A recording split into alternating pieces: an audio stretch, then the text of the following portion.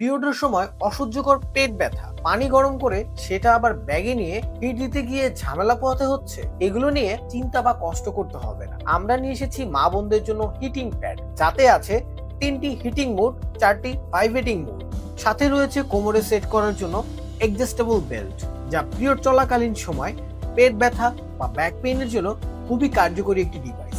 এটা পরে স্বাভাবিক চলাফেরা, দৈনন্দিন জীবনের সকল কাজ এবং অফিস চলাকালীন সময় ব্যবহার করতে পারবেন। বেল্টের মাধ্যমে হিটিং প্যাডটি জামার ভিতরে পড়লে বাইরে থেকে এটা দেখে সহজে বোঝা যাবে না।